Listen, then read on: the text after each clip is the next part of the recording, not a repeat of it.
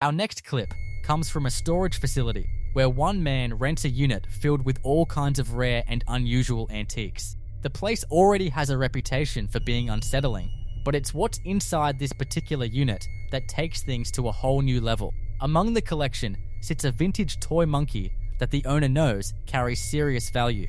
He was reluctant to part with it at first, but now he's desperate for someone to take it off his hands as quickly as possible. Ever since the monkey came into his possession, objects inside the unit have been shifting around on their own.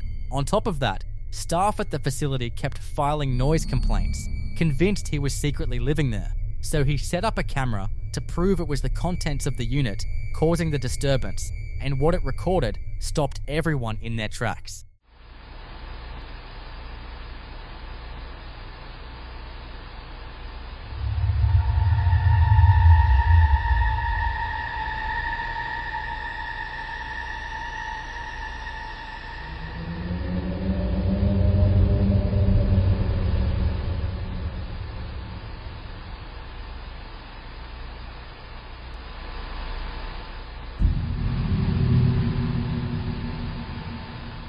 It looks like something pulled straight from a horror film. The toy moves completely on its own. The employees at the facility were just as rattled as the owner himself. He's convinced this little monkey is the source of every strange sound the staff had been reporting. So far, no one has stepped up to purchase the doll, but he keeps the camera rolling just in case something else gets caught on tape. For now though, things have gone quiet. As always, drop your thoughts on this one in the comments. Mother began noticing that her little girl, Evelyn, would frequently gaze into a shadowy corner of her bedroom as though someone was standing in it.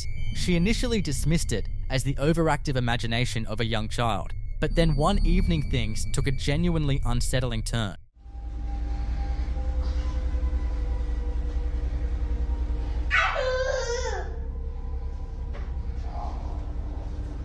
Who are you talking to?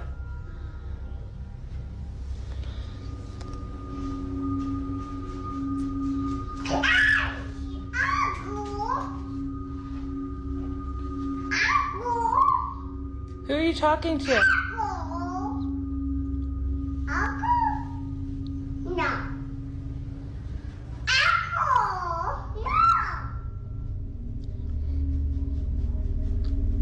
Who are you talking to? Evelyn, who are you talking to? During a quiet conversation at home, Evelyn suddenly stopped and told her mother, "Mum, your uncle is standing right there." The mother was stunned the relative Evelyn had just named had died years before she was even born. If you pay close attention, there's an eerie sound audible in the clip, seemingly coming from thin air. So what exactly was going on? Nobody has been able to explain it since. On July 8th, 2012, close to Clipper Mills, California, a husband and wife found themselves in serious trouble when their truck's transmission gave out while they were hauling their boat. They were stuck on the shoulder of a road deep in dense forest, no cell signal, no way out, nowhere to go. Their only option was to ride out the night inside the vehicle with their dogs. Then, at 10 o'clock that evening, all hell broke loose. It's over here too.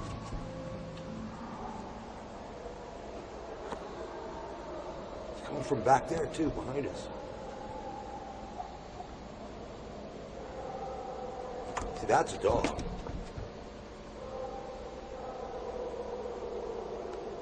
You hear that?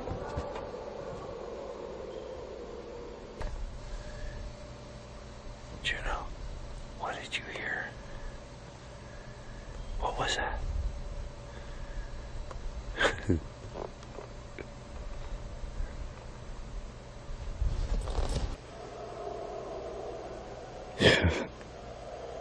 That's no dog. It's a bear.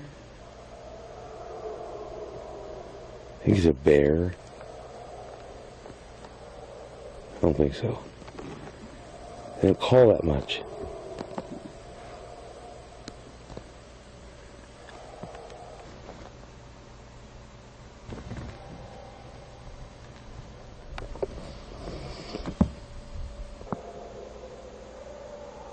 There's dogs right over there. Whatever it is over there. There's a bunch of them. They're talking. They're just communicating.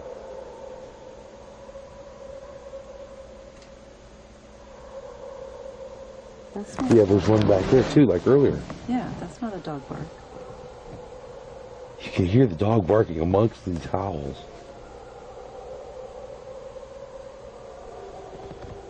I'm sleeping in the cab.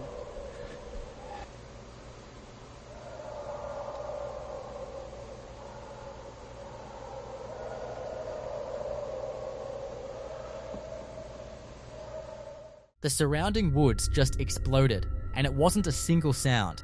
It was a nightmarish collision of frenzied dog barking and unnatural, warped wailing that seemed to crawl up from somewhere truly dark. For a full 20 minutes, some enormous creature prowled around the disabled truck, shrieking into the night, and then, as abruptly as it had started, the sounds tapered off into scattered, distant cries before going completely silent. On November 1st, 2017, a woman posted a deeply unsettling clip to her social media page. She had recently purchased a new bed for the family home, and her kids could barely contain their excitement over it. They were bouncing around and having a blast while she captured the whole thing on camera, with no idea that something chilling was about to appear in the footage. Your new bed's in my mind, Mama's new bed, Mama's new bed, Mama's new bed, Mama's new bed, Mama's new bed. Woo! Whoa! As she films her children, she casually swings the phone toward the bathroom doorway, and right in that split second, a shadowy figure can be spotted lurking there, staring straight at them. The moment the lens shifts in that direction, the figure freezes completely. The woman later explained that her husband was at work during this time, and aside from her kids, nobody else should have been anywhere in that house. She didn't pick up on anything off while she was recording, but the second she reviewed the footage afterward, it left her completely rattled. She had absolutely no explanation for what was standing in her bathroom that day. Was it a trespasser, a prowler, or something that defies explanation entirely? The next clip was recorded by a home security camera on July 10th, 2025, after the system detected movement in the living room. At that point in time, the house was completely empty. Almost. The owner was away, but his dog had been left inside, which is exactly why he initially brushed off the alert, assuming the motion was just his pet moving around. That assumption held up right until he got home and noticed his dog wasn't acting like itself. Something seemed off, so he pulled up the footage, and what he found was genuinely unsettling. Pay close attention to what unfolds here.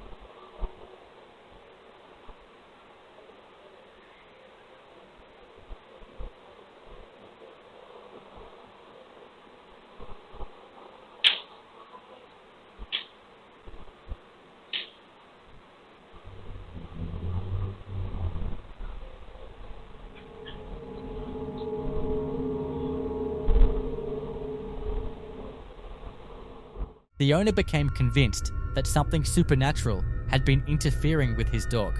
The dog appears to be doing somewhat better now, though it's clearly still rattled by whatever took place. In the recording, the animal is visibly locked onto something staring, reacting, as though another presence is standing right there, yet nothing is visible to us. The owner is absolutely certain that a paranormal entity was in that house, and that it was responsible for removing his dog's collar.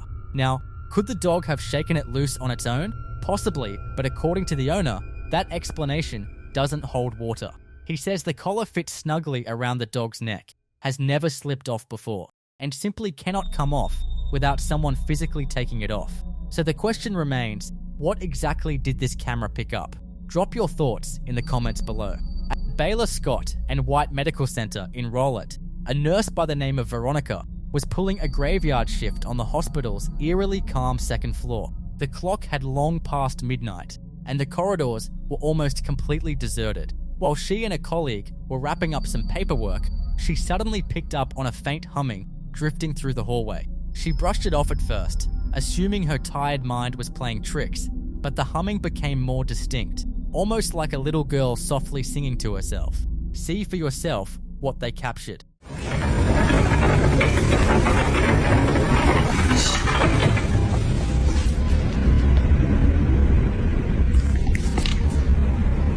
Did you hear her? Yes.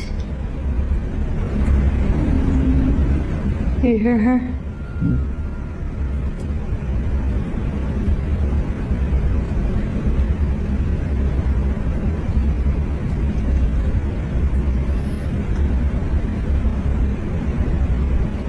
So I sleeping so we woke him up. We woke him up.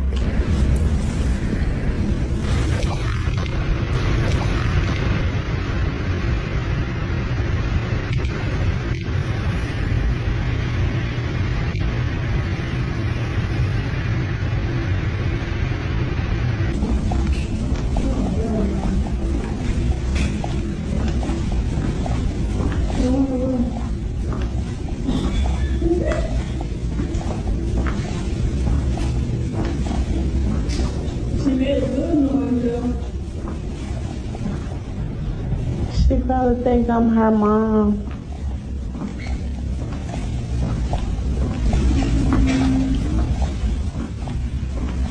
That was you. No, I swear to God. Was that something? Come on. Then, just moments after, a door nearby slowly swung open without anyone going near it. Both nurses went completely still, neither one had laid a hand on it. Veronica turned to her colleague in a hushed voice, asking if she'd caught that too. She absolutely had. Did you hear her? Yes. You hear her?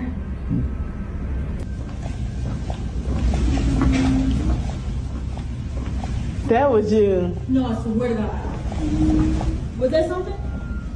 Word among the staff has long held that the ghost of a young girl roams those halls after dark, occasionally letting out soft laughter or a quiet melody. Veronica is convinced that what the two of them experienced that night had nothing to do with a draft. Something without a physical form had been right there with them through the whole shift. Videos you're about to see all come from a single account belonging to a guy named Tanner.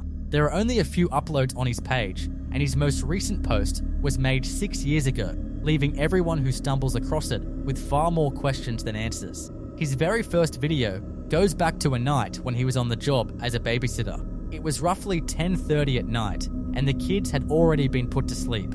The house had gone completely silent until he heard laughter drifting through the hallways. The sound immediately put him on edge, especially once he realized it was coming from the baby's room. His first instinct was to explain it away, figuring the older children had slipped out of bed to check on their little sister. But rather than heading straight in, he decided to pull up the baby monitor first, and here's what was staring back at him. Right? And it's 10:30 at night now. I've already put the kids in bed, and I hear laughing. I started to get a little mad because this was the third time I told them they needed to be in bed, since they have school in the morning. The thing is, the noises were coming from the baby's room. I thought maybe they woke up to check on their sister. So then I decided to check the baby monitor. Please tell me what's in the top left corner.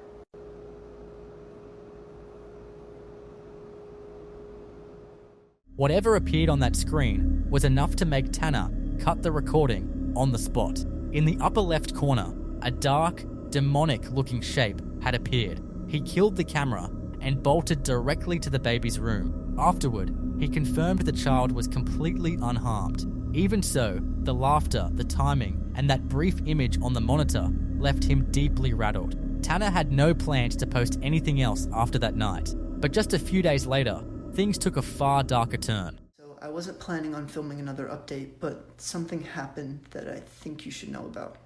So a few days after the first video, the parents actually called me and told me that something happened to the baby. I decided to go ahead and show them the video. Then this article was posted today at 2. It says, infant abducted from local home with shocking video. It then goes into detail about how officials were called to the Charlotte home at around 6 a.m. Everyone seems to think that that thing in the video was a person, but I can't shake the feeling that something supernatural is going on. The parents reached out to Tanner with devastating news. The baby had been taken from the home, vanishing without a single trace. Investigators suspected a person was behind it, but Tanner couldn't stop thinking about what he had witnessed on that monitor. From that point on, he started uploading more strange footage, and with each video, he seemed more paranoid and frightened than before.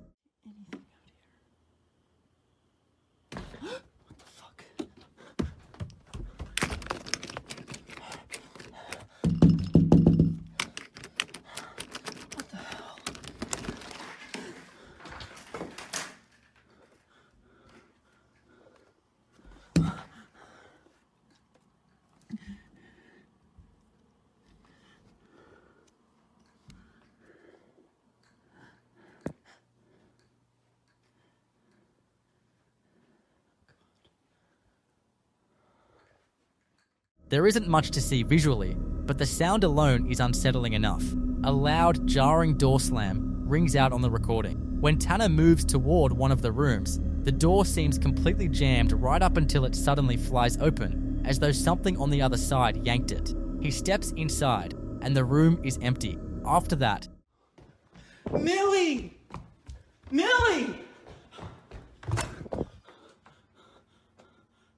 everything went dark, no follow-up posts, no explanations, no trace of him anywhere online, and the case has never been resolved. Some people who've seen these videos believe something genuinely demonic took place that night. Others are convinced the whole thing was a carefully staged hoax. A number of viewers even tried to track down the news story Tanner mentioned, but came up completely empty-handed, which only deepened the suspicion. So where do you stand on this one? Drop your theories below. Out on a ranch somewhere in California, one family is desperately searching for answers. It was a foggy morning at 5:55 a.m. when Eric was heading down the ramp and noticed something unusual moving across his fields. His immediate reaction was to pull out his phone and start recording, and fortunately, he managed to capture the whole thing.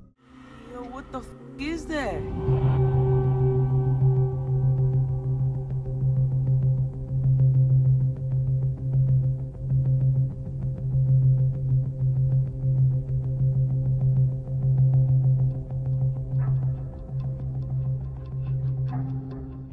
What you can see is a dark figure tearing across the open field at speed. The strange sight immediately grabbed Eric's attention as he struggled to make sense of what he was looking at. Moving through the tall grass was what appeared to be a completely black shape, unlike anything he could identify as a known animal. Eric's mind went straight to one possibility, a skinwalker, and judging by the comments that flooded in from his TikTok followers, plenty of them were convinced it was none other than the Jeepers Creepers creature out for his morning jog. Tasha and her husband relocated to a farmhouse dating back to 1840, nestled in rural upstate New York. The couple had thrown themselves into renovating their new home when Tasha began encountering deeply unsettling, inexplicable events. What made it stranger still was that these incidents seemed to occur exclusively when she was alone, which left her husband more than a little doubtful. Then one afternoon, a picture frame dropped off the wall for absolutely no apparent reason. Tasha pulled out her phone and hit record, determined to show her husband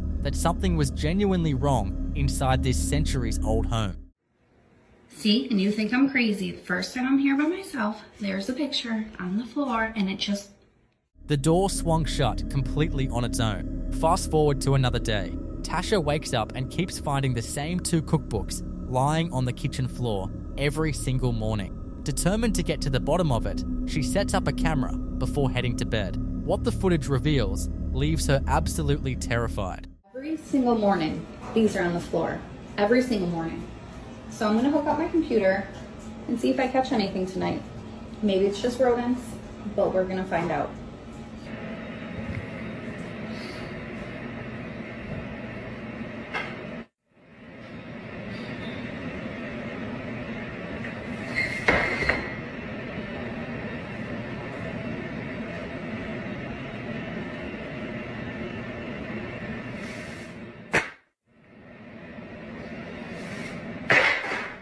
The recording shows the cookbooks sliding off the shelf by themselves, as though some unseen presence had given them a shove. But the detail that truly disturbs her is what can be heard in the audio, an eerie, disembodied laugh echoing in the background.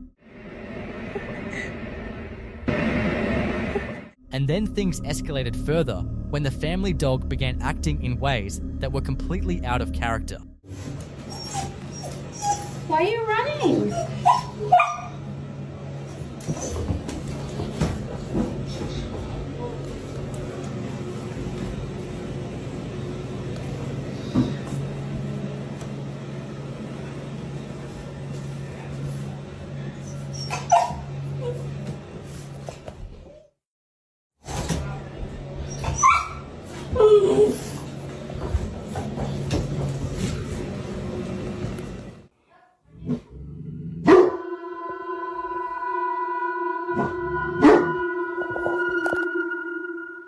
On yet another occasion, Tasha was filming her dogs to share on Snapchat when something unexpected unfolded.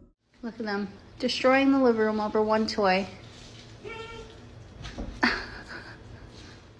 After she posted the clip, a worried friend messaged her immediately, pointing out what looked like a dark, shapeless figure drifting along the wall right beside her dog. Tasha was at a complete loss to explain the mysterious shadow, so she took her story to social media in search of answers. The clip spread rapidly, racking up millions of views from people all asking the same question: had Tasha unknowingly awakened something sinister? Then late one evening, her doorbell rang. She pulled up the security camera footage, and what appeared on the screen sent a chill straight through her.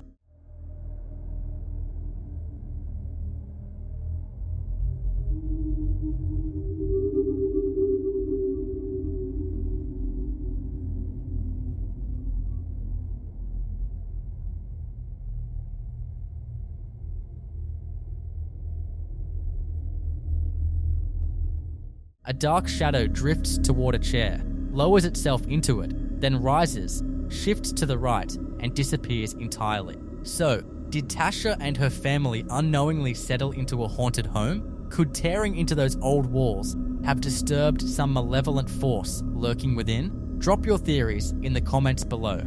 Footage captured in Australia and circulated across social media platforms left viewers both fascinated and deeply divided.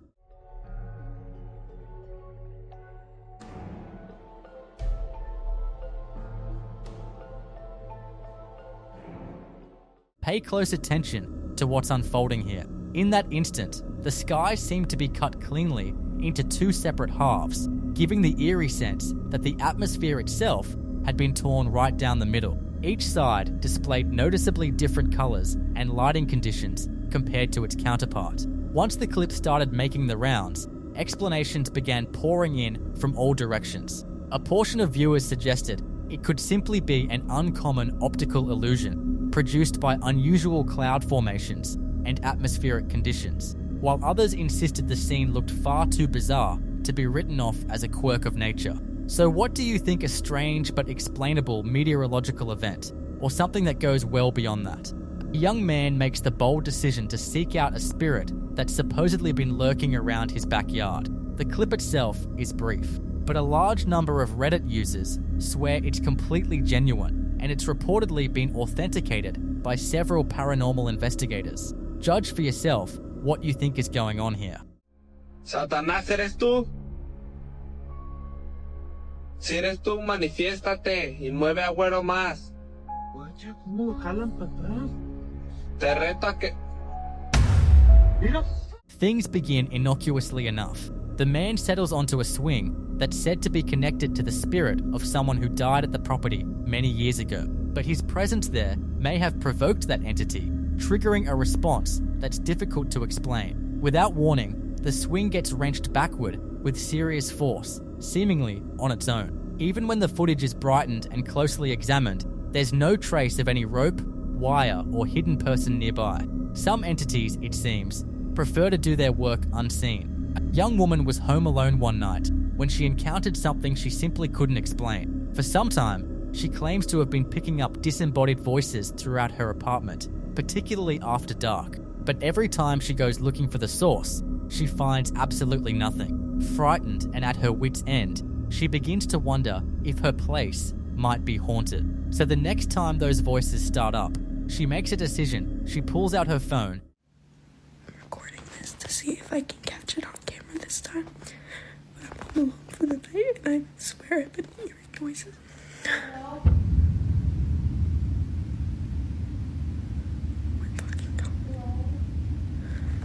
And usually this happens, but this time I'm so fucking paranoid. Please tell me that you can hear this.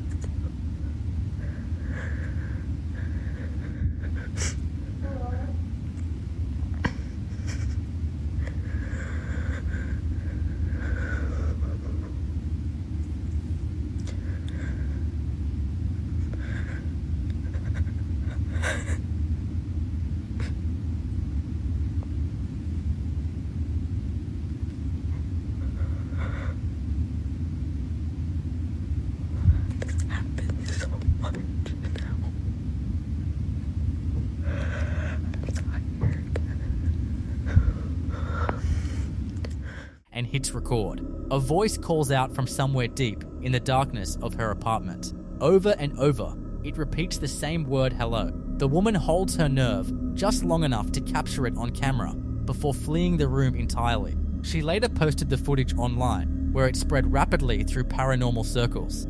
Plenty of commenters are convinced she managed to record a mimic, a type of spirit said, to imitate the voices and mannerisms of people and their loved ones, feeding off the terror it creates.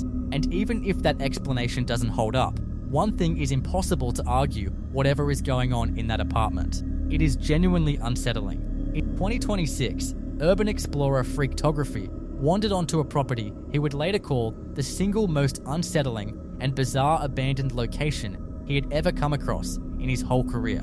This wasn't your typical derelict house or shuttered hospital. It was an artist's compound centered around an enormous wolf-shaped structure, its entrance carved directly through the creature's open jaws. The mouth right now of whatever this thing is. These cobwebs. What the heck is this thing? Guys, where am I? What is this? Is there a little door over here? It goes nowhere. What the heck?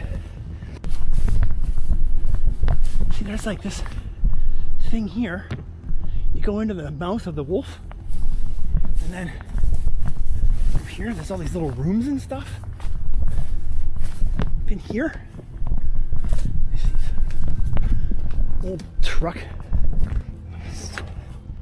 Once inside the wolf's mouth, he discovered a labyrinth of small interconnected rooms splitting off in every direction, doors that fed into other doors, and entire corridors that terminated in dead ends. The further he ventured, the more his sense of direction dissolved.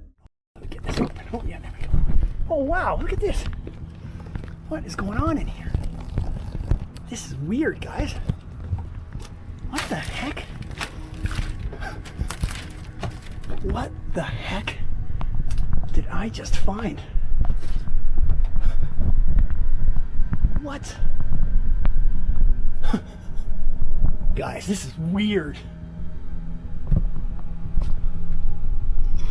What is all this stuff? What is in here?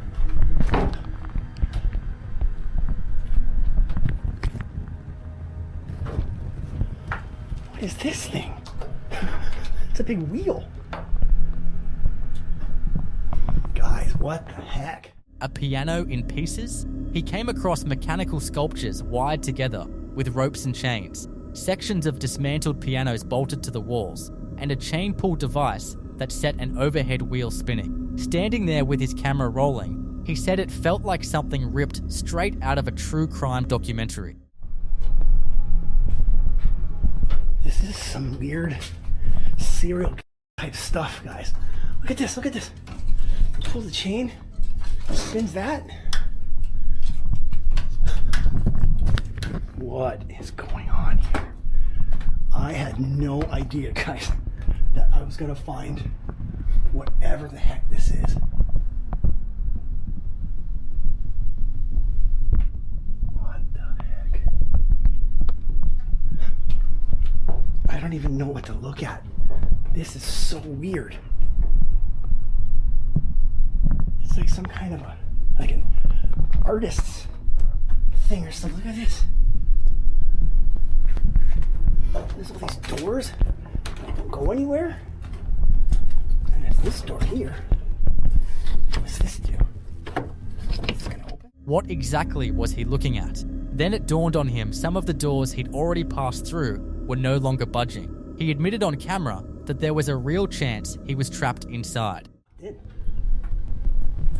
What the heck?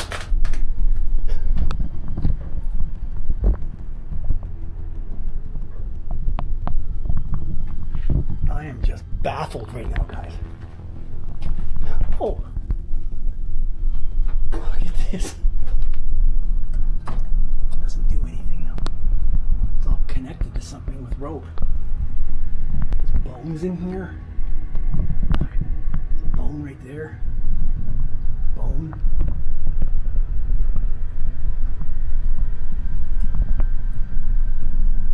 Look at all this. Look at this. Oh man.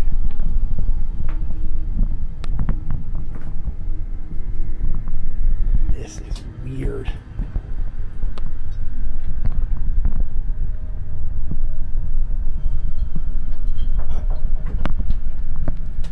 Okay. So that just happened.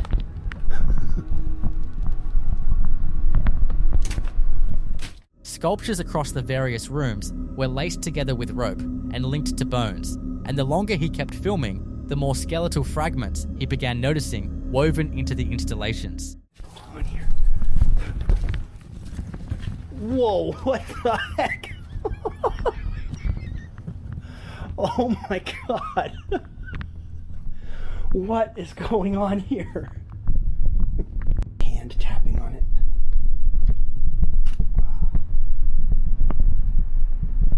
What's this guy doing? He's got a... Like, what is happening here?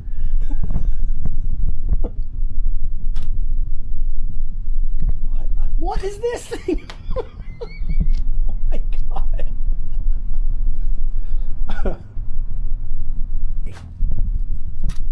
This is so weird.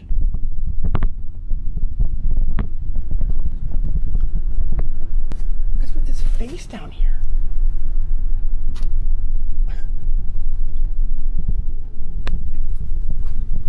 I don't know, guys. I don't know what to think here.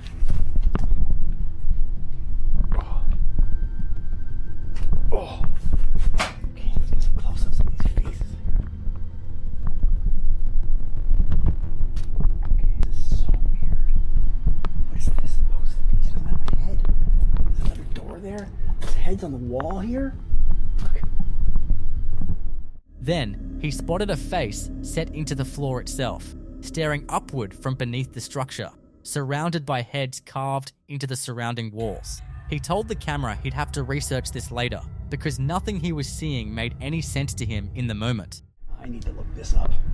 Figure out what the hell I just found. What happens here then? Okay.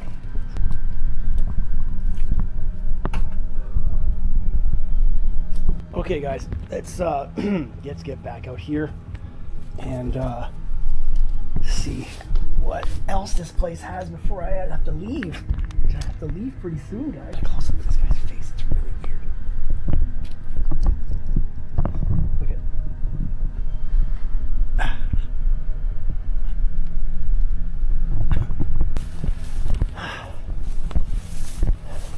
It's like an igloo or something here.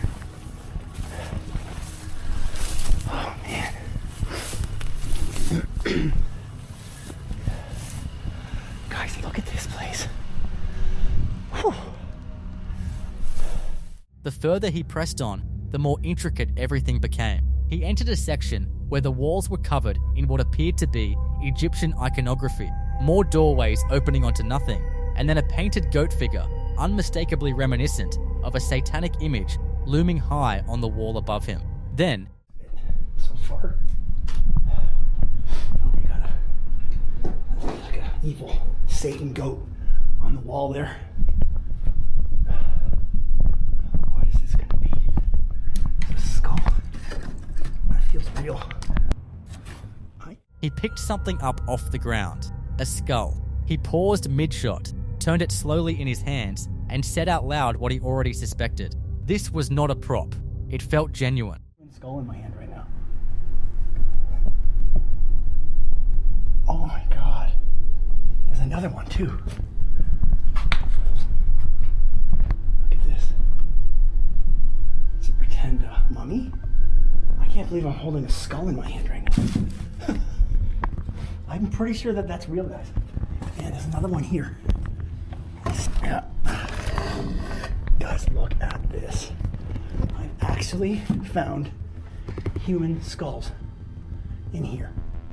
He found a second skull in that same space, then a third. He stated directly to the camera, more than once, that what he was holding appeared to be actual human skulls, not artistic recreations, and the further he moved through that wing of the compound, the more of them kept appearing. Okay, let's just keep looking. It's got sand on the floor. Oh, and this probably just goes outside. What's here?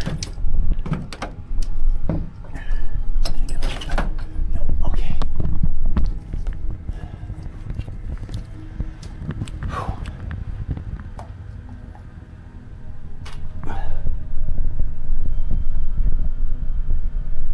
This is so weird.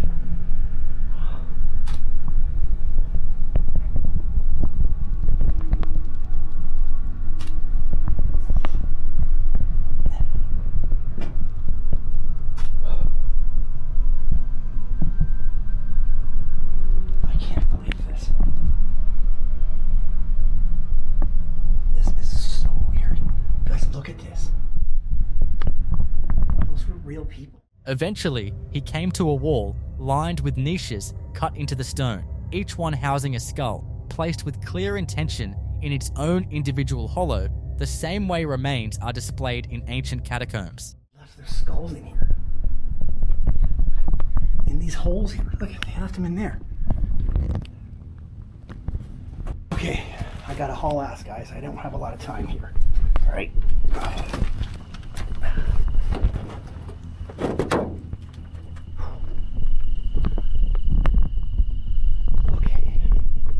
He had no choice but to go. He kept looping back to sealed doors that refused to open, discovering additional sections of the structure he simply couldn't reach, and admitted on camera that time was running out and he needed to get out immediately. Whatever lay further inside beyond the locked doors he never managed to breach, never made it onto film.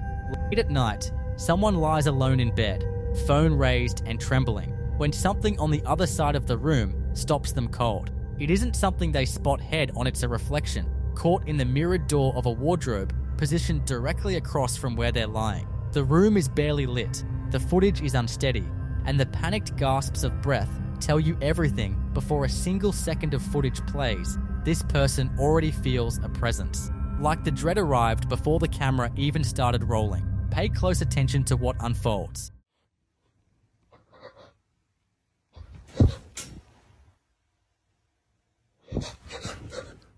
Inside that reflection, you can make out the dark gap running along the bottom of the bed, cluttered, murky, hard to read, but somewhere buried in those shadows, the person behind the camera is absolutely certain they can see a figure crouched and concealed beneath it. And the unsettling part? Once your eye finds the shape, you can't pull it away. Skeptics would be quick to point to pareidolia, that well-documented tendency of the human brain to construct recognizable, human-like forms out of random patterns and darkness. And honestly, that explanation holds up. But if you've ever found yourself paralyzed in bed at 2 a.m, too frightened to let your foot dangle over the edge, then that desperate, shallow breathing makes complete sense to you. So what exactly was lurking in that mirrored reflection? A heap of laundry? An optical illusion? Or something that had been there, perfectly still, waiting? This next one takes us to a small Brazilian town where a woman captured something inside her own house that's genuinely difficult to account for. According to her, this has been going on for some time. Kitchen utensils, ordinary household objects, shifting on their own with no obvious cause. But here's the part that really makes you stop and think. It appears to occur specifically when her mother is in the vicinity, as though something about her presence sets it off. So she pulled out her camera and hit record. And look, you can dismiss it as editing or camera trickery all you want, but what's shown in that footage is those objects actually moving. Judge it for yourself, right here. Chamei o Júnior pro Júnior. Olha aí, ó. Olha aí. Ô, Júnior. Vamos lá ver, ó. Todo mundo diz que tem. Olha aí, ó. Tem gente puxando lá atrás. Não tem ninguém, gente. Não tem ninguém aqui. Não tem, ó. Não tem. Não tem. Não tem ninguém aqui, gente. Mãe, tá tudo se mexendo lá dentro da cozinha de novo. É só a mãe vir com nós que isso acontece. Outra vez só eu e o Júnior nada. The clips blew up almost immediately, and the online reaction is about as divided as it gets. This clip was posted back in October 2016, right at the peak of the global creepy clown craze, a period when sightings of clown costumed individuals were being reported across numerous countries simultaneously. The dashcam recording captures a driver making their way down a pitch-black country road in the dead of night. Without warning, a figure dressed as a clown materializes directly in the vehicle's path. Rather than stepping aside, the individual plants themselves in the lane and seems intent on drawing the driver's attention, refusing to simply move out of the way. Initially, the whole thing reads like a harmless stunt, just someone trying to rattle passing drivers for a cheap thrill. But within a matter of seconds, the mood shifts into something far darker. Instead of clearing the road, the clown starts advancing toward the car. The driver has no choice but to brake, watching this bizarre figure close in from the shadows. What started as confusion rapidly escalates into real dread, because there's simply no telling what this person's intentions are, or why they've positioned themselves on a desolate road at that hour of the night. Thankfully, the clip doesn't appear to end in any physical harm, and the confrontation seems to resolve without serious incident. That said, footage like this was enormously influential in stoking the mass anxiety and endless speculation surrounding the creepy clown phenomenon that consumed headlines throughout 2016. This clip, originally posted on TikTok, shows something pretty unsettling unfolding inside a bathroom. The person who owns the home manages to catch his faucet switching on all by itself, no one anywhere near it. Keep your eyes glued to the screen for what comes next. Tadi ada suara-suara orang mandi. Itu dia tuh. Gak tahu siapa nih binatang ini mandi.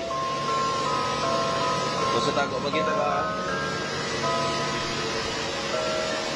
Ya guys. Wih, gila. Oh.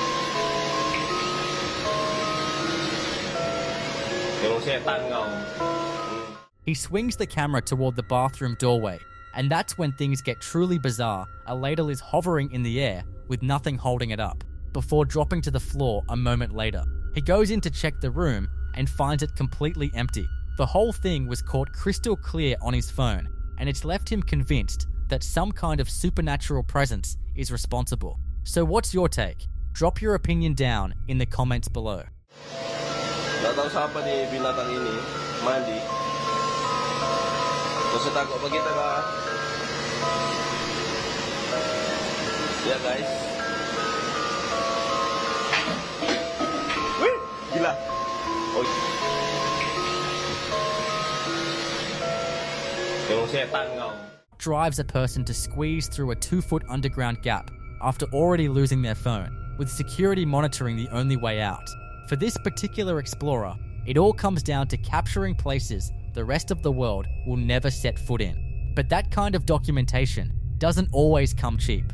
Let's dive in. Tonight's 6th and final entry comes from Exploring with Me Dave, an independent channel out of the UK that delivers no frills, unfiltered walkthroughs of derelict buildings, historic tunnels, and underground cave systems. It's December 19th, 2020, at Crank Caverns in Rainford St Helens, United Kingdom. He got out, and he brought the footage with him.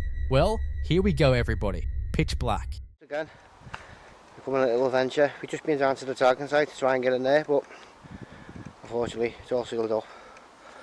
So we're down at Crank Caverns. So we've come down to Crank Caverns to have a little look. Me, our Tony, exploring History UK, and Kelman. I'll introduce you to them in a minute. Well, Kelman, because you met our Tony, I think, and obviously you know Lewis. And that there, everybody, is the caverns we're going into. Crank Caverns. This should be fun.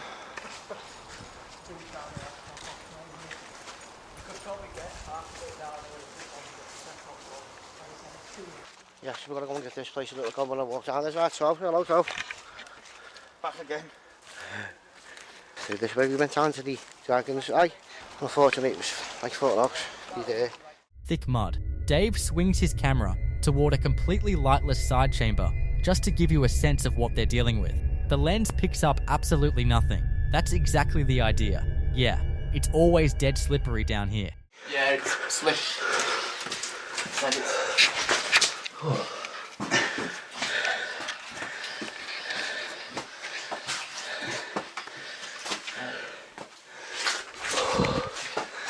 This is the last of the crouching when you get through here. And then try and walk. Oh no. Really? What's down this one here, mate? They all link up with each other down here. How did he? You've got something like that. I'm going to go down there. That's tight.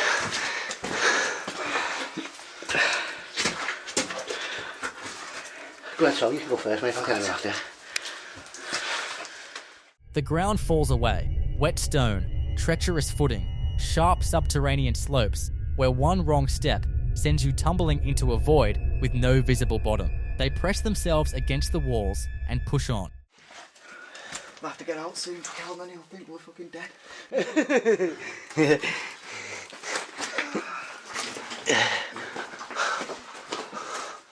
Oh, yeah. The Church of Crank Caverns. Yeah. May as well sit down and go wherever you fucking go. Yeah. Oh, fucking hell, mate. Wow. What a place. So, this part is where all the rumours came from. The cathedral. This is part of the cathedral. On some days they need somewhere to come and pray. Remind us. Well, this is where it would have been.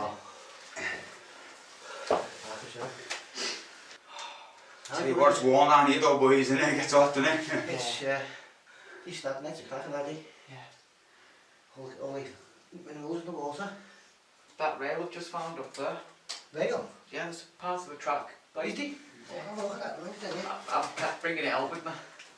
Coming out with me.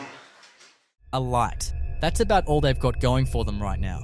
Someone's phone is gone. Somewhere back along that dark, disorienting, unstable passage they just navigated, it disappeared. The choice is simple. Retrace every harrowing step or cut their losses. They press forward. The phone doesn't make it out. Well, I suppose that'll have to do. I'm coming now, mate, yeah? No, it's alright there, mate. Sorry if you have to put the camera that way, because it's the only way I can get through with it. Because it's literally a 2-foot gap. Here.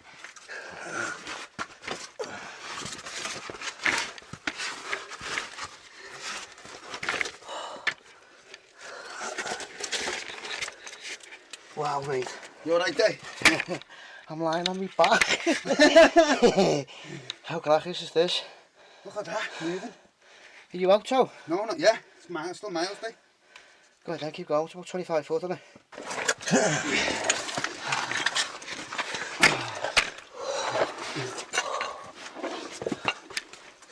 Hey, isn't that a mad little gate, that?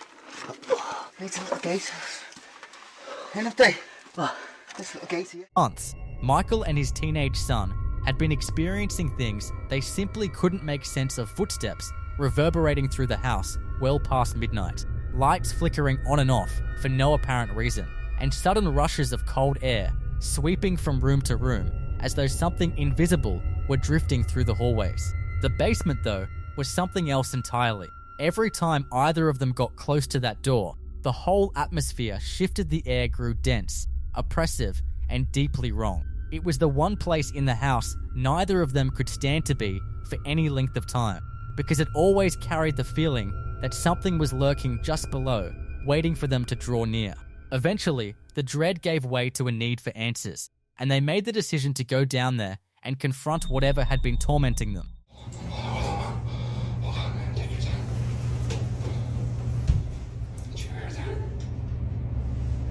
It's down here. We got it. You smell that? Oh, it smells like shit, bro. Anything? There's a bunch of broken glass everywhere. Okay, we're gonna go. You go this way too. Stay close to me.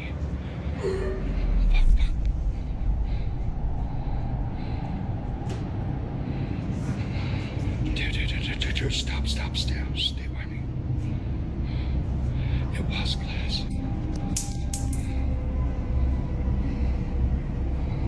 Don't move. Watch your phone. I know. God, you smell that. Did you fart? But it's super cold down here, too. Yeah, it's winter time.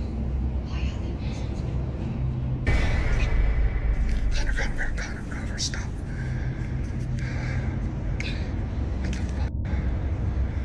Alright, we're gonna make a run for it. If it drops us, you're dying first. It's gonna just go shit.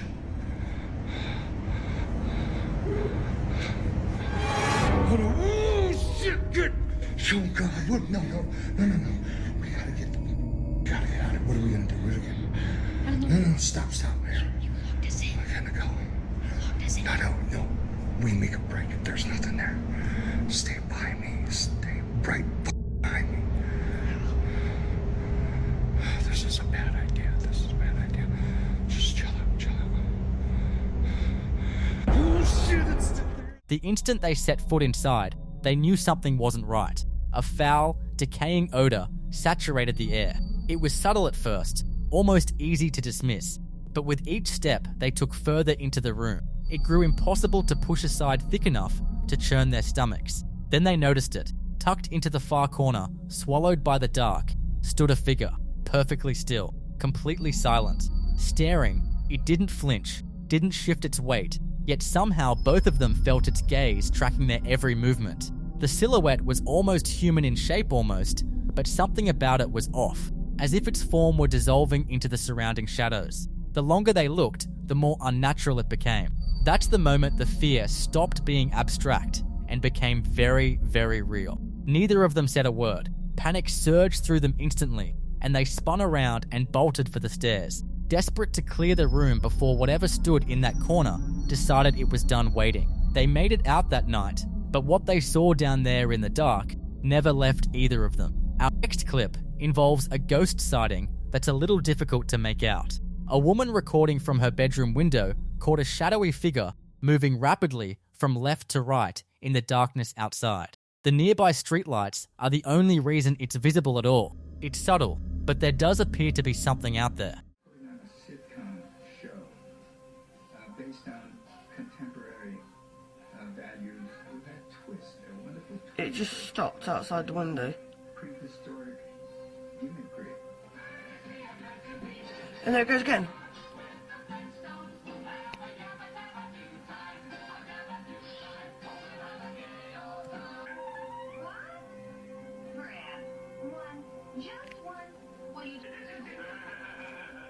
Fred was a bit divvy, and Barney was a bit divvy, but Barney's wife was hot. You know, he'd down a cup of tea and biscuits and whatever else, and it would be shut up kids and watch the morning. It's straight out the front. Genuinely unsettling footage, but the question remains, is this actually a shadow person? Or could it be some kind of shadow cast by an object passing in front of the lights? No matter how you look at it, something strange is going on, and a straightforward explanation is tough to pin down. In the following video you're about to watch, a Ring doorbell camera in Australia picked up something at 2 or 3 in the morning that sent the homeowner straight to their phone. Their dog had started barking, which was enough to make them check the feed, and what they found on it wasn't what they were expecting.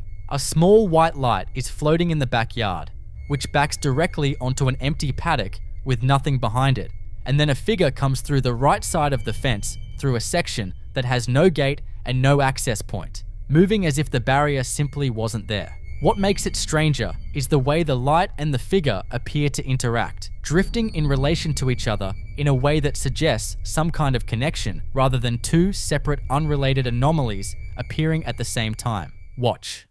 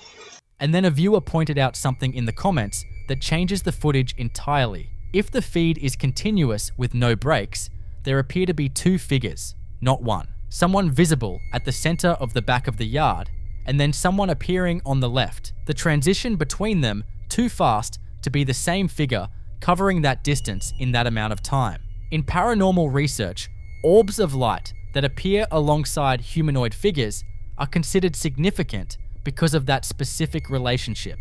The light theorized to represent the energy a presence draws on to become visible. The two elements appearing together because one depends on the other to manifest. A figure moving through a solid fence, accompanied by a floating light, at 3 in the morning, while a dog barks from inside the house, doesn't leave many mundane explanations standing. So what do you think? Was something crossing through that yard that the fence was never going to stop? Or is there something else entirely behind what that camera picked up?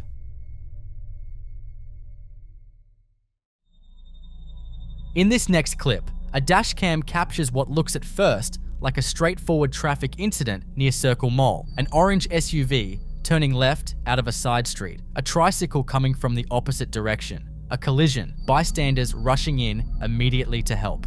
The kind of thing that happens in busy city traffic and gets caught on camera. Except the more people have looked at this specific footage, the harder it has become to explain where the vehicle that caused the collision actually came from.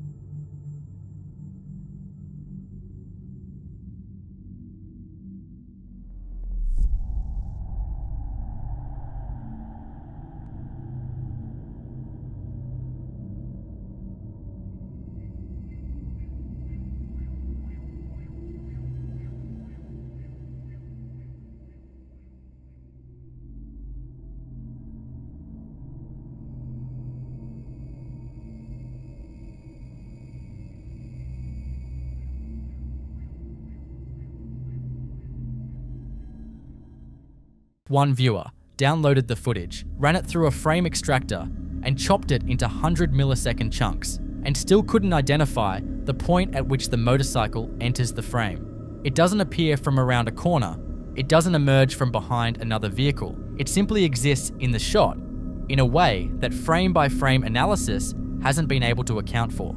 And that same viewer noted something else. Across roughly 100 videos online that follow this exact pattern, a vehicle appearing seemingly out of nowhere into a collision, it is always a left turn, not one documented case of a right turn producing the same phenomenon, which is either a statistical curiosity or something that means more than it appears to. In paranormal and theoretical physics circles, the concept of a portal, a localized tear or fold in the fabric of space that allows matter to pass between 2 points without traveling the distance between them, has been used to explain exactly this kind of footage. A vehicle that cannot be traced to a point of origin no matter how carefully the frames are examined. It sounds like science fiction until you're the one sitting with a 100 millisecond chunk that shows nothing. And then a motorcycle. The more grounded explanation is simply a blind spot in the camera angle combined with the speed of the vehicle. Possible, reasonable, and probably what most traffic analysts would land on. So what do you think? Is there a rational explanation hiding somewhere in that footage? Or did something come through that intersection from a direction that doesn't exist on any map?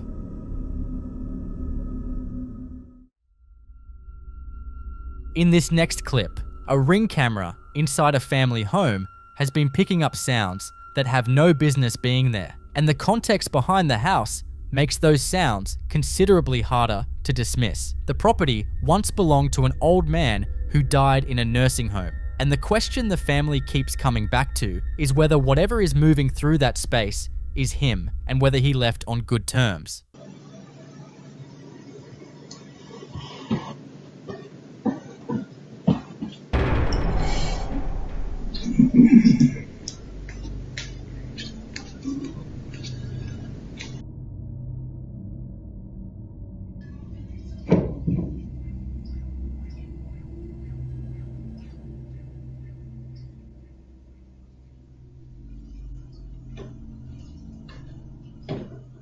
The footsteps near the staircase are deliberate enough that the sister sitting alone on the couch registers them clearly, one after another, before she finally works up the nerve to move from her spot. And a month later, a crash from the upstairs bedroom is loud enough to send her straight out of the house and to work without checking what caused it, unwilling to go up there and find out. In paranormal research, a former occupant who died unexpectedly or under difficult circumstances is considered one of the most likely candidates for sustained domestic activity, someone whose attachment to a space was strong enough in life that death didn't fully sever it, still moving through the rooms the way they always did, still reacting to the presence of people they don't recognize, living in what they consider their home. An old man who spent years in that house, whose routines were embedded in every floor and staircase, would leave exactly the kind of energetic imprint that produces footsteps near stairs and crashes from bedrooms. Whether his presence is residual, a loop playing out from muscle memory, or something more intelligent and aware of the family now living there is the question that changes everything. So what do you think? Is the previous owner still making his rounds? And if so, is he at peace with who moved in after him?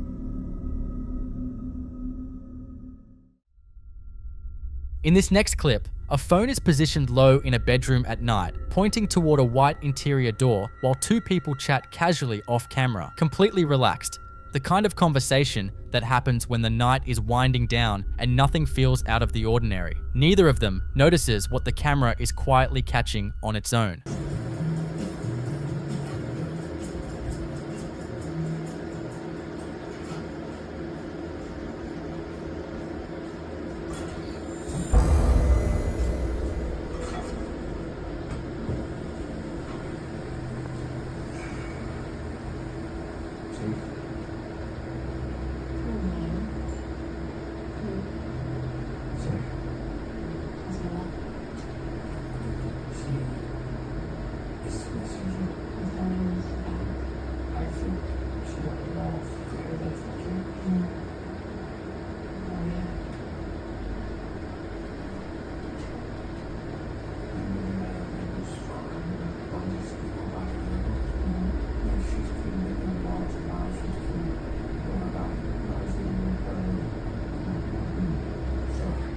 A door that moves with that kind of slow, controlled deliberateness, not slamming, not drifting, but opening and closing as if someone is on the other side making a considered decision about it, sits in a very specific category in paranormal research. Doors represent thresholds, boundaries between spaces, and an entity that returns to the same door repeatedly at night, while people are present and unaware, is demonstrating a level of both comfort and intention that points toward something intelligent rather than residual. It knows the layout, it knows when people are there, and it keeps coming back to the same door, which in paranormal theory suggests either a territorial presence marking the boundary of a space it considers its own, or something that simply hasn't decided yet whether it wants to come through. The two people in that room never paused their conversation once.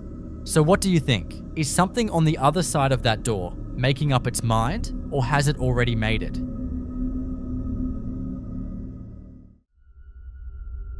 In this next clip, someone is alone in their grandmother's apartment, helping with a move. Husband and grandmother already outside by the truck, baby with them, no windows open, no AC, no fan, nothing running that could account for air movement. Just her, a radio playing in the kitchen, and a door that has already opened on its own twice before she thought to get her phone out. Watch.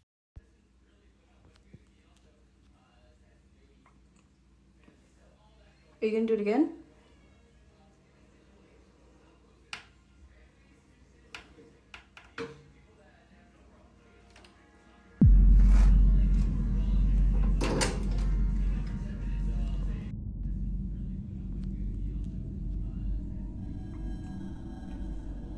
Are you gonna do it again?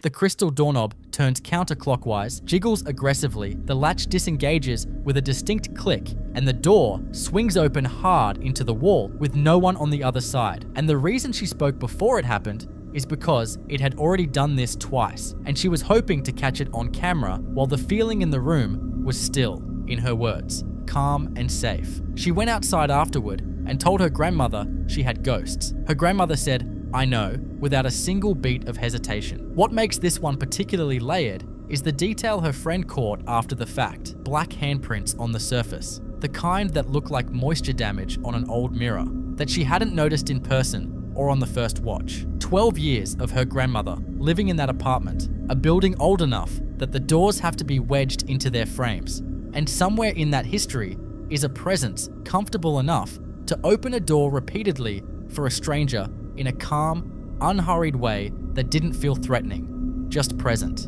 In paranormal research, entities that respond to being spoken to directly, that operate with that kind of quiet consistency rather than aggression, are often associated with long-term domestic attachments, something that has been in that space so long, it considers the apartment as much its home as anyone else's. So what do you think?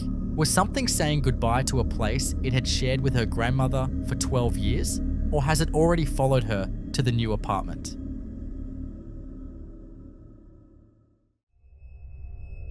Now in this next clip, a man who'd found something strange in his neighborhood, a small corked glass bottle hidden inside a storm drain, had been warned repeatedly by people in his comments to put it back. He'd pulled it out maybe a week before this was filmed, and once he got a closer look, he could see why people were unsettled. Inside the bottle was a white crystalline substance, dried red flower petals, and straw-like plant matter, the kind of combination that to a lot of viewers looked like a spell jar, specifically what some traditions call a witch bottle, an object believed to be used for protection or to ward off something harmful. The old woman who'd left it there had simply walked up, placed it in the drain, and left without a word, so he decided tonight was the night to return it. Y'all, I just had my whole ass arm down in that storm drain and something brushed against my hand, y'all. It felt like fingers. It felt like fingers. It felt like fingernails. It felt like fingernails scratching my hand. I think a week or so ago, some old lady put this bottle in that storm drain, and then she just walked off. So I went and got it, and everybody in the comments was saying, I need to put it back, I need to put it back. So I was gonna go put it back. It was probably just a raccoon or something. I'm gonna go get a flashlight. I'm gonna go over there and look.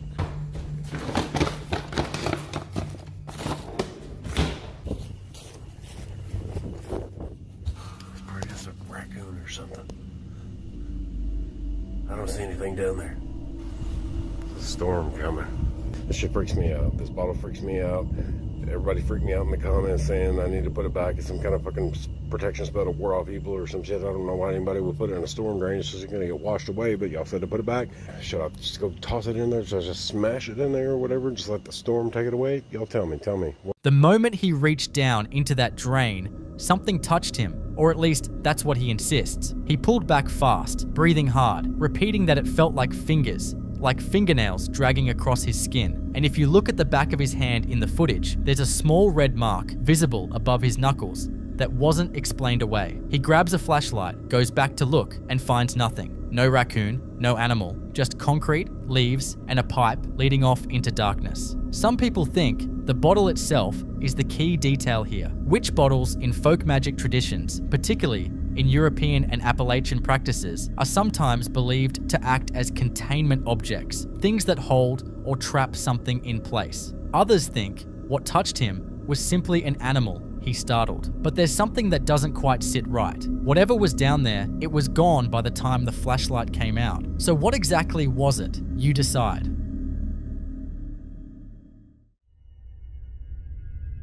The following video was recorded inside an abandoned hotel somewhere in Turkey at night, with nothing but a flashlight cutting through the darkness of what appears to be a completely derelict room, the kind of place where the walls have given up and the floors are covered in debris no one has touched in years. According to the person filming, this location is tied to something far older and more specific than a generic haunting. In Islamic tradition, jinn are supernatural beings created from smokeless fire, existing in a realm parallel to our own, neither fully visible nor fully absent, capable of inhabiting forgotten spaces. The idea that an abandoned building could house a particularly powerful jinn isn't fringe belief. For many across the Middle East and Central Asia, it's a deeply held understanding that certain places become territories. The camera panned slowly, the flashlight beam sweeping across the empty room before settling on something low to the ground in the middle of the space.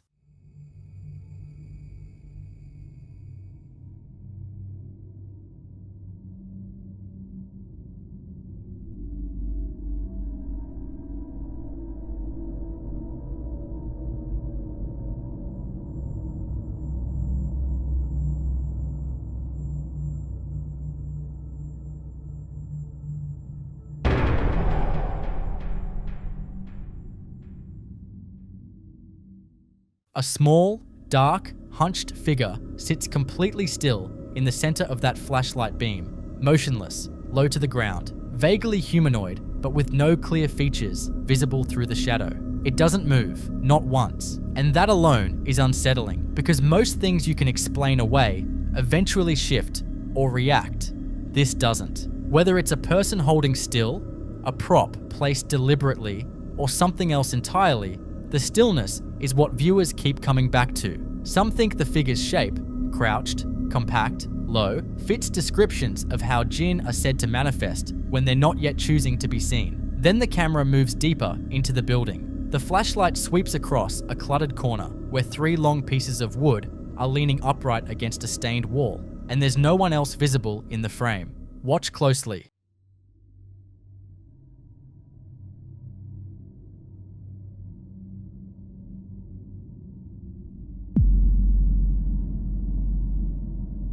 The pieces of wood begin to slowly slide and then fall sideways onto the debris-covered floor with a sharp clatter. No visible person nearby, no gust of air, no animal. Skeptics will point out that leaning wood in a derelict structure doesn't need much to fall, but it was standing erect with no support before it fell, and paired with what was captured moments earlier in that same building, a lot of viewers aren't so quick to write this one off.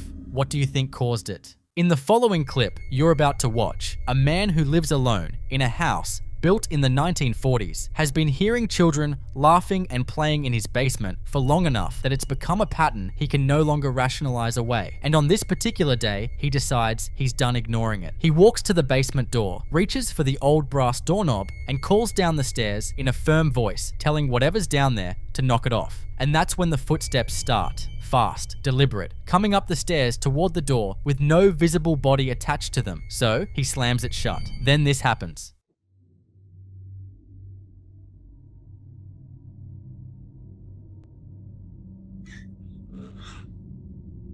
I hear you down there. Knock it off.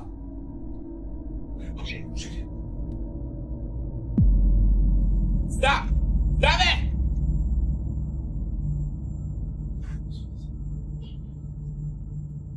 Oh, no. In paranormal research, child entities that move between floors, respond to commands, and vanish without trace are among the most unnerving categories of domestic haunting. Not because they present as threatening, but because the combination of something innocent sounding and something physically impossible occupying the same space creates a kind of cognitive dissonance that's very hard to shake. A house built in the 40s has had decades of lives move through it, and not all of them finished cleanly. So what do you think? Is there a little girl in that house who never found her way out? Or is something in that basement using the sound of laughter specifically because it knows he won't run from a child?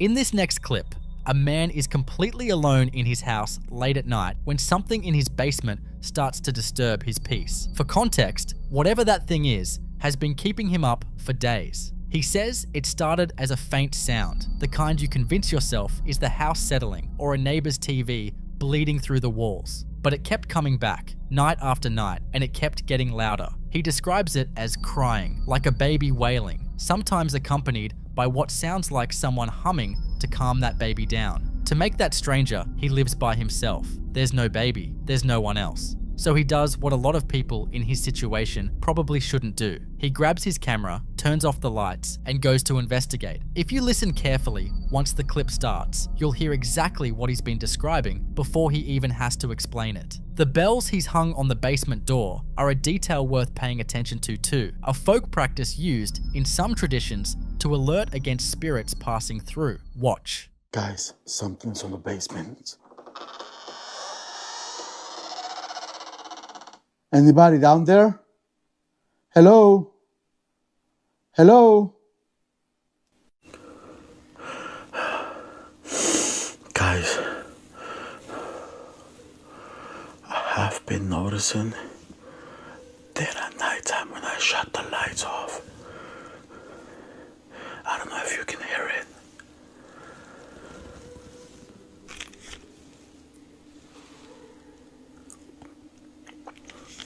There has been some crying and somebody humming like calming a baby down. And I live by myself. There's literally nobody here in my house. And I've been noticing that it's been a lot of crying. Lots of crying. Can you guys hear it? I wonder where it's coming from and I'm just curious. Let's check it out. In the name of the Father, Son, and the Holy Spirit, I command the demons to leave my house immediately. Immediately. I command the demons to leave my house immediately.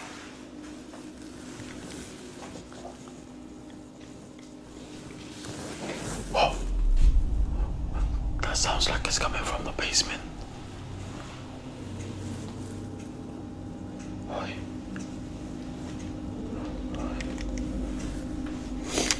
Guys, it looks like it's coming from the basement.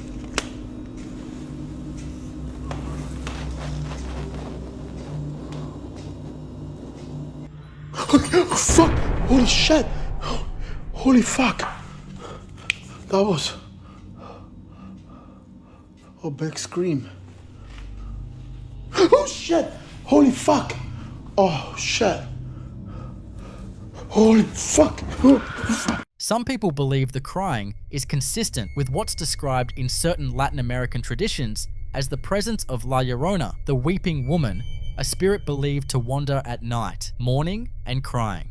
Skeptics point to the clean audio quality and argue the sounds are too well timed to be accidental. But that explanation gets harder to hold on to when you hear what comes out of that basement. What do you think is behind that door?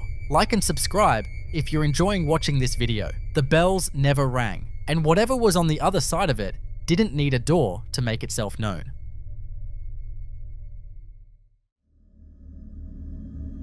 In this next clip, a static security camera captured what appears to be an entirely ordinary living room. A couch draped with blankets, a leather recliner, a small Christmas tree in the corner. A completely still, empty scene with nobody inside. The footage is time-stamped January 10th of 2026, and for nearly 30 full seconds, not a single thing moves, nothing shifts, nothing falls. But the audio is a different story entirely. Listen closely.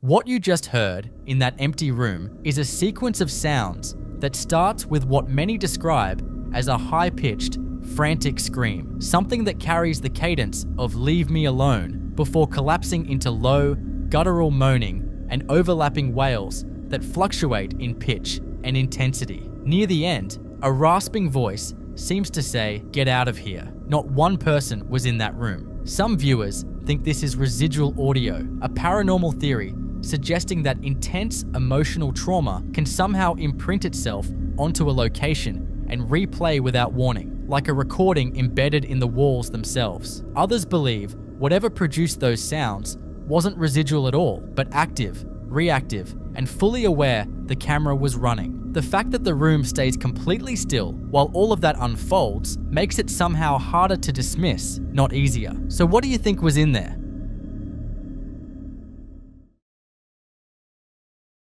In the following clip you're about to watch, a man is standing in a dark hallway late at night, looking into his unlit kitchen, and through the faint glow coming through the window, he can just make out a silhouette moving in there, the steady rhythmic sound of a knife on a cutting board filling the silence. He assumes it's his girlfriend, calls out to her casually, asking what she's doing, cooking in the dark. Watch.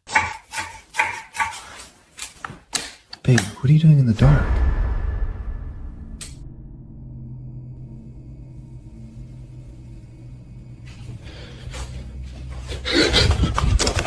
The moment the lights come on, the kitchen is completely empty. No one at the counter, no one anywhere in the room, nothing on the cutting board, no explanation for the sound that was filling that space just seconds ago. He switches the lights back off, and she's there again, same spot, same motion, as if the light itself is what she can't exist inside. That specific detail, a presence that appears in darkness and vanishes under light, is one of the more consistently reported phenomena in residual haunting cases, where an energy imprint tied to a location replays the same actions in the same space on its own loop, completely indifferent to whoever is watching. In paranormal research, kitchens are considered particularly susceptible to this kind of residual activity, given the repetitive, emotionally charged nature of the tasks performed in them over years and decades. The same motions, the same sounds, worn so deeply into the fabric of a space that they outlast the person who made them. So what do you think? Is this a loop playing out from someone who used to live in that kitchen, or something that was never quite human to begin with?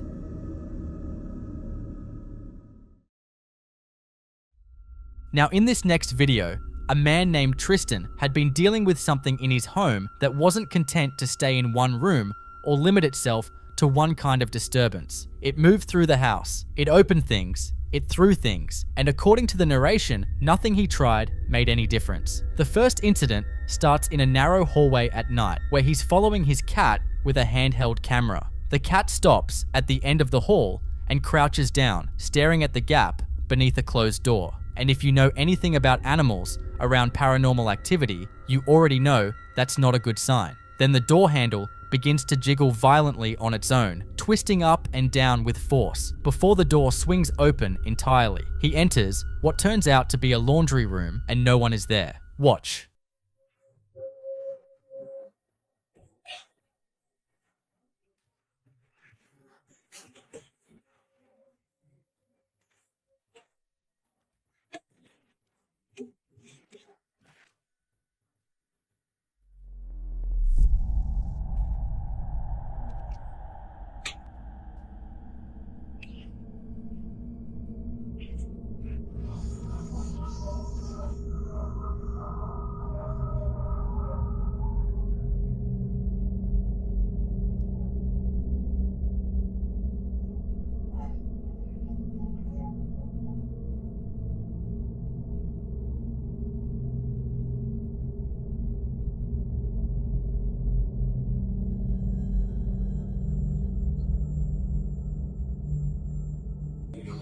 Ben là, je suis en train de me battre pour mettre les diagrammes et tous les chiffres passés. Il faut que mon sommeil puisse partir dans un modèle de courant. Je me sers de morceaux de métal pour y arriver.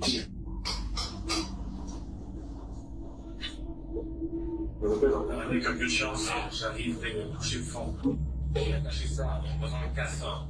Si jamais j'accroche au fond, le bras cédera dans le corps de Yves et je récupère les.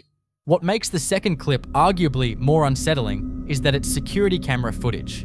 Static, ambient, no added sound design. Tristan, in a grey hoodie, walks toward a hallway entrance on the far right of the frame when a faint, semi-transparent figure, child-sized, hovering in the doorway, becomes visible for a few seconds before simply disappearing. Then, a wicker basket launches out of that same hallway with enough force to hit the wall. Many viewers watching this reached for the poltergeist label immediately, and it's easy to see why. Poltergeist activity in paranormal research tends to follow a specific pattern, escalating physical disturbances, objects thrown rather than simply moved, and an energy that seems almost deliberate rather than residual. Skeptics argue the basket could have been rigged, but the apparition appearing just before, it is harder to dismiss that easily. If you've been following cases like this, the child-shaped figure is what the comments couldn't let go of. So what exactly was standing in that doorway, and where did it go?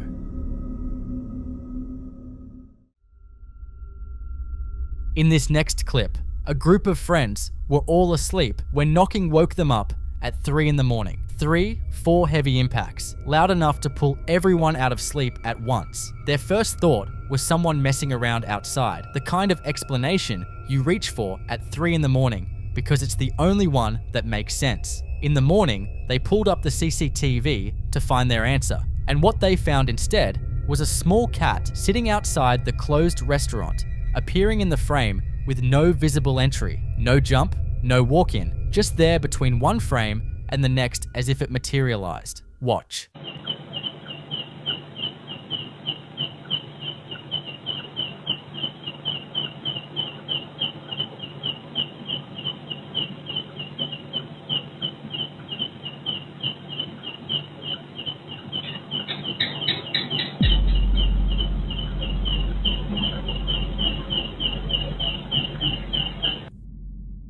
But here's what the poster wants you to pay attention to. Listen carefully for the moment the cat leaves, because not long after it disappears from the frame, the knocking starts again. The cat and the knocking are connected in a way that doesn't have a clean explanation. And the poster notes this isn't an isolated incident, that there has been a presence calling out around this location repeatedly, often enough that they're no longer surprised by it, just unsettled. In many Southeast Asian traditions, cats, particularly ones that appear and disappear without obvious explanation, are believed to carry spiritual significance, sometimes acting as vessels for wandering entities, or as indicators of a presence nearby that the human eye can't directly perceive. 3 knocks at 3 in the morning is a combination that carries weight across multiple traditions, widely associated with a deliberate spiritual provocation. So what do you think? Was that cat carrying something with it, or was it simply drawn to the same spot that something else had already claimed?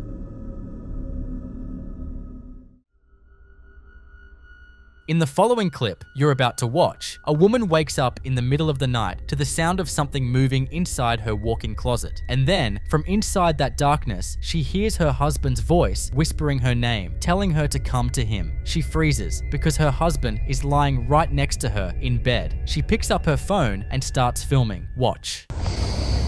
Babe, come here. What? Come here. Oh my god. Don't look inside. But the detail from the caption is what reframes everything. She notes that her husband seemed almost calm when he heard the voice. Not startled, not confused, almost as if this wasn't the first time. And she hasn't been able to stop sitting with one specific thought since. What if that voice in the closet really was her husband, trying not to alert whoever was lying next to her? In paranormal research, entities that mimic the voices of loved ones to lure people toward isolated spaces are considered among the most deliberately predatory forms of manifestation, patient, calculated, and deeply aware of exactly which voice will make you move without thinking. So what do you think? Was something occupying that bed, or was something in that closet that already knew her husband's voice well enough to use it?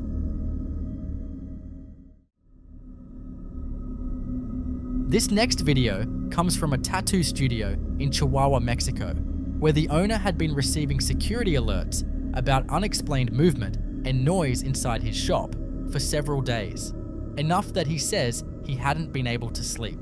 On the night of May 3rd of 2020, he returns to the studio after hours, phone in hand, to show viewers what's been happening. Inside, the room is lined with horror masks, a porcelain doll, and posters. And sitting flat in the middle of the wooden floor is a book titled El Diablo Me Obligó, The Devil Made Me Do It. He jokes about the ghost's creativity in choosing that particular title, then notices the room feels strangely cool despite it being a hot night outside in Chihuahua. He decides to go quiet so the security camera can record.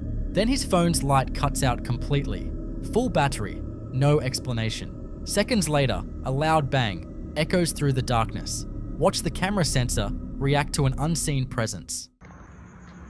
Buenas noches amigos, miren, me llegó una alerta de la cámara, ya la mandé a arreglar. Más esperar tantito. Me llegó una alerta de que había movimiento, que hubo ruido y movimiento. Me fijé que dejé la luz prendida de la lámpara que uso para los tatuajes. Nada más de que, como salí temprano, no me fijé que la había dejado prendida.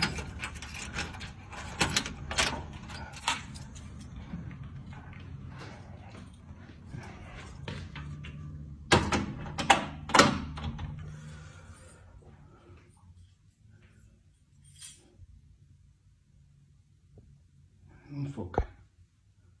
Ahí está. Me llegó una alerta de que había movimiento adentro. Yo pensé que había sido la lámpara, pero no, que hubo movimiento aquí en el baño y hubo movimiento aparte. Yo oí ruidos. Son tiliches.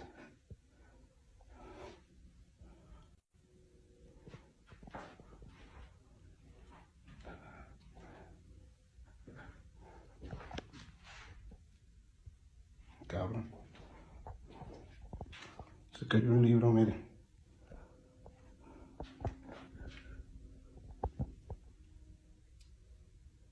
Miren qué título escogió. Creativo, ¿no? El fantasma. Ay, caray. Miren. Está haciendo calor ahorita aquí en Chihuahua. Estuvieron los días frescos, pero ahorita está como sofocadito. Y aquí adentro está como fresco, raro. No sé si hayan prendido el aire o algo, pero se siente la vibra medio rara.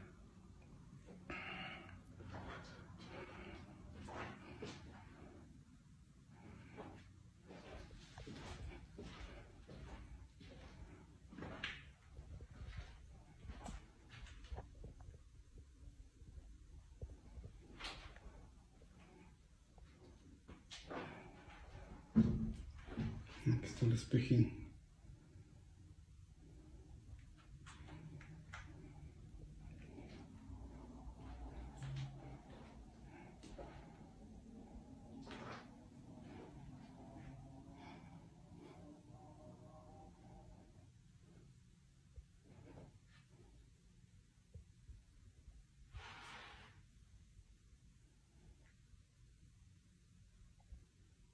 quiero guardar un poco de silencio. Miren, ahí me está grabando la cámara.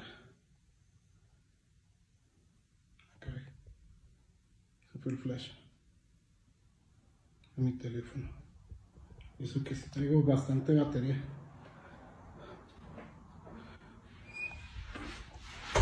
Ay, no mames. Se cerró la puerta. Oigan, nada más voy a apagar y retirarme porque estos días no he podido estar a gusto, la verdad. No hemos podido dormir y miren. Bueno, nada más quería venirles a enseñar un poquito de lo que pasa aquí en el local y de lo que ha sido... Ah, el perro. De lo que ha seguido sucediendo. No ha cambiado mucho, nada más se ha quedado un poco repetitivo, por decirlo así. Bueno, los dejo porque esto se está poniendo mal vibroso aquí adentro. Hasta luego y muchas gracias por ver.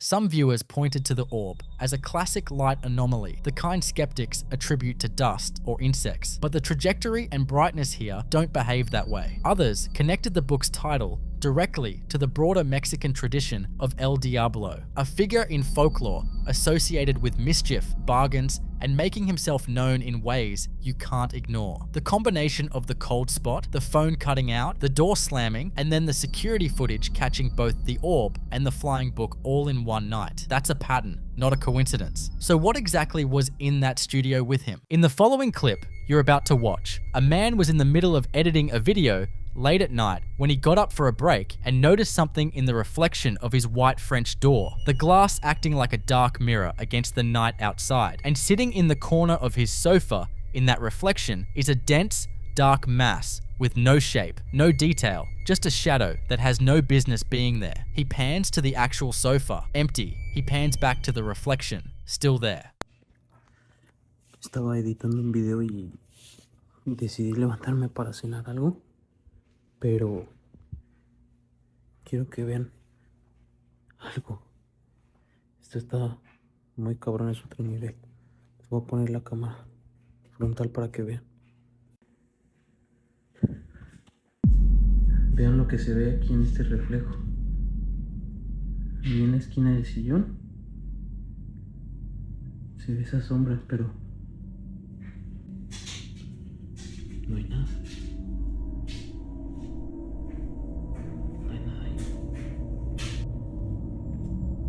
¿Ven? Ahí está. Esto ya está muy cabrón.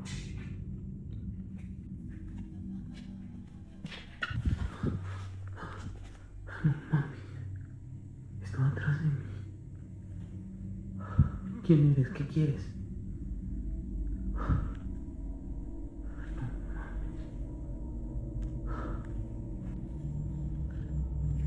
¿Estaba atrás de mí?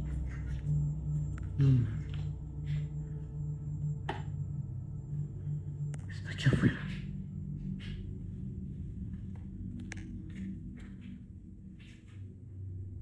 ¿Qué quieres?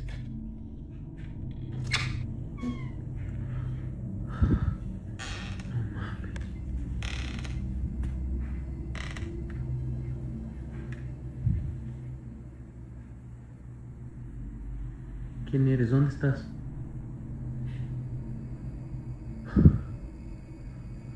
Aquí estaba.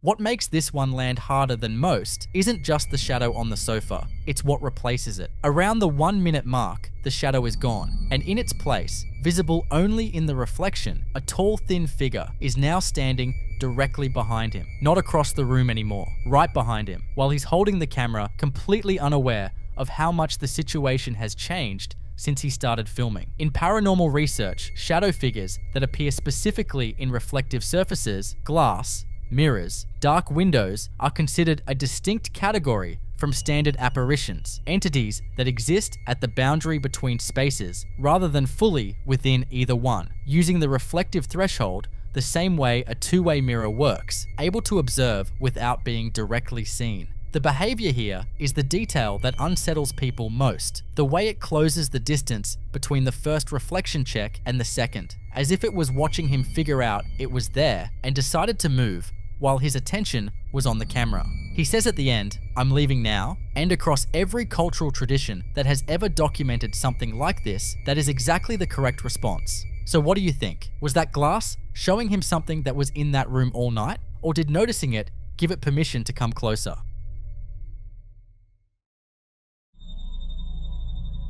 In this next clip, a man is filming alone at night, or at least he thinks he's alone, after hearing what sounds like a faucet turning on by itself somewhere inside the house. Armed with his phone, he makes his way down a short set of stairs toward a closed white door, his breathing already unsteady before he's even opened it. When he swings the door open into the dark bathroom and switches on the light, he finds the bathtub faucet running at full pressure, water pouring in with nobody around. "There's nobody here," he says in Spanish, and then, in the mirror, he sees something that changes that entirely.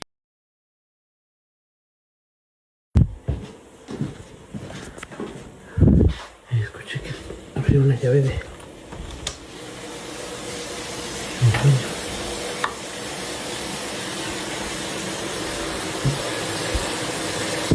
No entiendo por qué. Está abierto.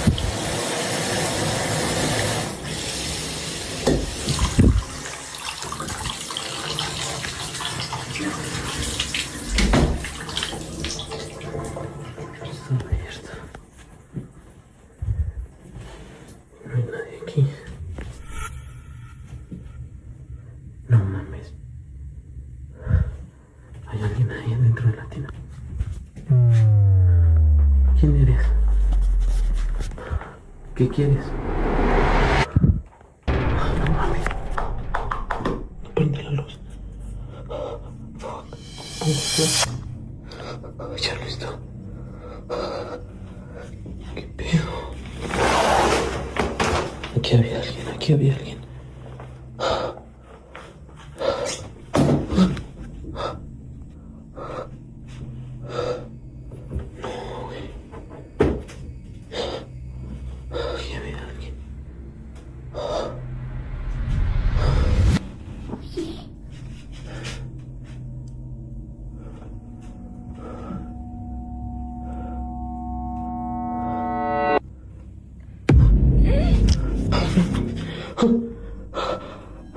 Otra vez me tocó, no, ya me voy.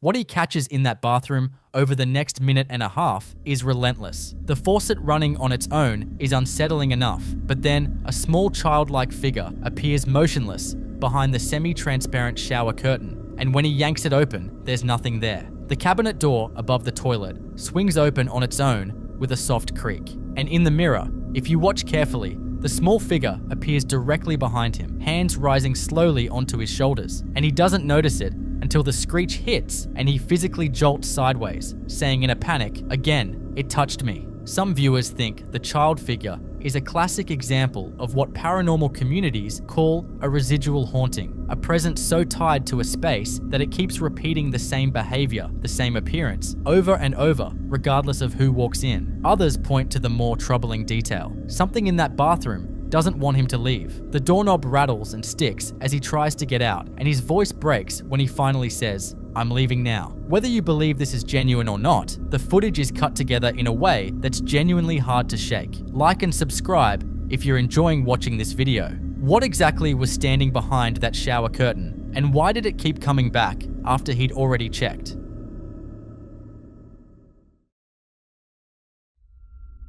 In this next clip, a man is filming his Dalmatian on a concrete patio during the day when his dog's behavior stops him cold. The dog is standing completely rigid, staring up at something in the overcast sky above it. He says, "Even my dog knows something ain't right, man," and that line kind of says everything. My dog's weirded out. Even my dog knows something ain't right, man.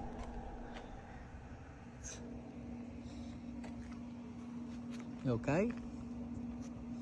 A dark, branch-like object hangs motionless against the grey clouds. No movement, no drift, nothing a balloon or kite would do. What's harder to dismiss is the dog. Animals are widely believed to perceive things outside human sensory range, and that locked, unbroken stare toward the sky is difficult to explain away. So what exactly were they both looking at?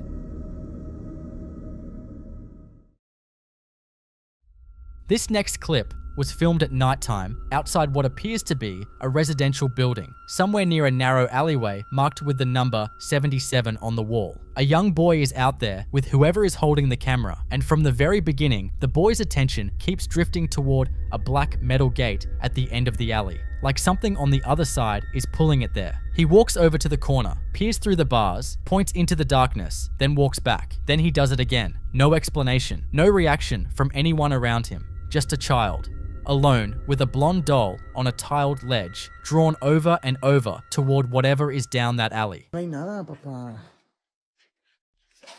A la verga. ¿Cómo ves? Vente por acá, vente por acá. Vente por acá, métete.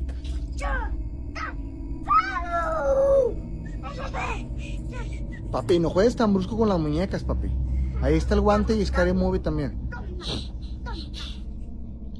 Los caminos de la vida. Ey, Eliezer. Hijo, ¿qué estás haciendo ahí? Hazte para acá, mi amor. ¿Eh? ¿Tu amiga? ¿En dónde? ¿De quién hablas? ¿Tú qué? Mi amigo. ¿Tu amiga? ¿Hay una persona ahí? A ver, vete para acá. Ahí no hay nadie, mi amor. Póngase a jugar. Mi amiga, lo que dice. No juegues tan brusco, papi. Los caminos. Otra vez. Hijo. Ey, hijo. Te dije que te vinieras a jugar y que no estuvieras ahí. No hay... Quiere jugar conmigo. ¿Cómo que tu amiga, papá? Ahí no hay nadie, mi amor. Mira. A ver, hazte para acá. Mira, ven, no, ven para acá. Te voy a explicar. Aquí no hay absolutamente... ¿Eh? ¡Estás pisando! ¿A quién estoy pisando, papi? ¡A mi amiga! ¡Está enterrada! ¿Enterrada en dónde? ¡Allí! ¿Aquí donde estoy yo? Sí. A ver, mijo, ¿sabes qué? Vete por allá. A ver, te está afectando mucho ver películas. Ya no te voy a poner la tele en la noche, papi, ¿eh? Porque estás jugando muy raro y estás viendo cosas que no. No hay ninguna amiga, papi. ¿Tú la has visto? Ay, no. ¿Y cómo que quiere jugar contigo? ¿Te habla o qué? Sí. ¿Qué te dice? Aquí no hay nada, papá. A la verga. ¿Cómo ves? Vente por acá, vente por acá. Vente por acá, métete. Métete. Ven. ¿Cómo es ella? ¿Cómo es? Es que vi algo al fondo. ¿Cómo es? Es una niña. ¿Es una niña grande o chiquita? Grande. That tall, robed figure, standing completely motionless at the far end of the alley. It doesn't move, doesn't react, and when the camera checks back at the 2-minute mark, it's still there, in the exact same spot. Some viewers immediately pointed to La Llorona, or similar cloaked spirit figures from Latin American folklore, entities said to linger near children in darkness. Others think this is staged. But what's harder to dismiss is the boy himself. His expression when he turns back toward the camera is serious, almost troubled, like he genuinely knows something is there, and he called it his friend. So what was he actually looking at?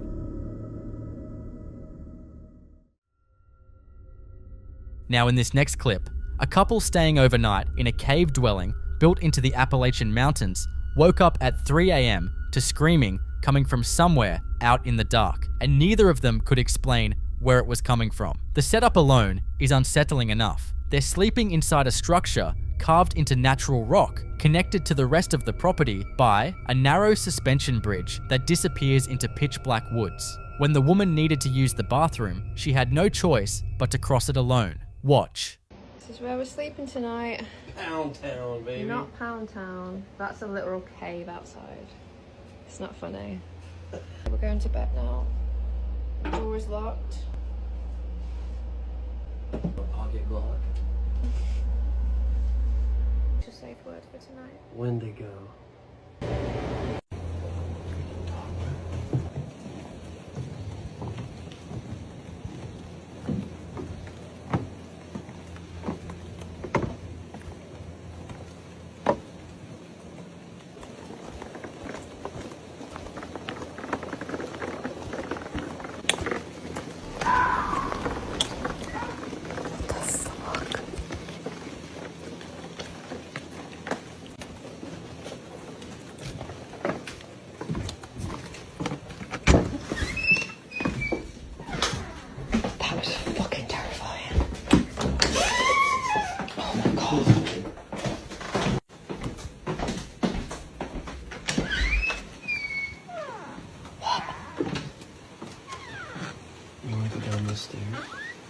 Do I want to go down those stairs? Okay. I didn't see that before. Hell no, Chase. Hell no. Let's go down there, babe. No. Get you back to the cemetery. Oh, it's starting to rain hard. Let's go. You go first. Because if the rat runs and charges How dark it is, like, watch this. What would you do if there was a figure right there? Watch. Alright, third time's a charm. Wendigo.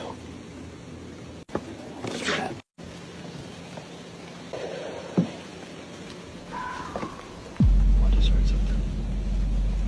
It's probably a rat. Probably is Skinwalker.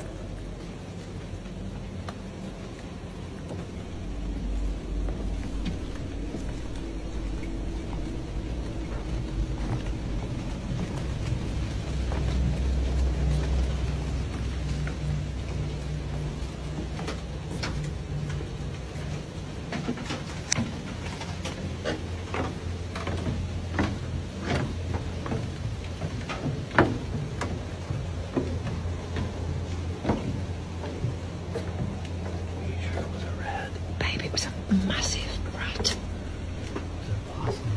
No, it was a rat. You know it was a rat. I know it was a rat. I know what a rat looks like. Good night. What you're watching is her making that crossing at 3 in the morning, the surrounding darkness swallowing everything beyond the flashlight beam, while her boyfriend waits on the other side shirtless, holding a handgun and a flashlight, clearly not treating whatever they heard as nothing. The Appalachians have a long history of unexplained sounds, with locals and hikers reporting screams, howls, and voices that don't match any known wildlife. Some believe it's simply a fox or a mountain lion. Others aren't so sure. Whatever made those sounds that night, they never did get it on camera.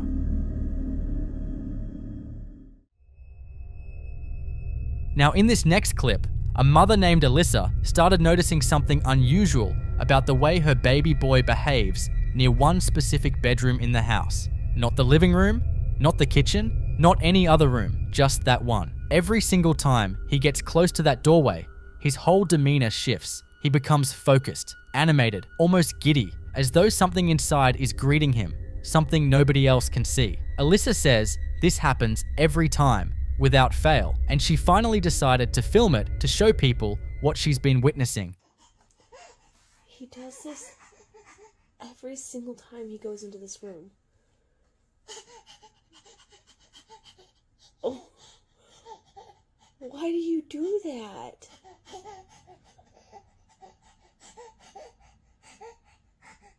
It's only that room. What in the world? Why are you doing that?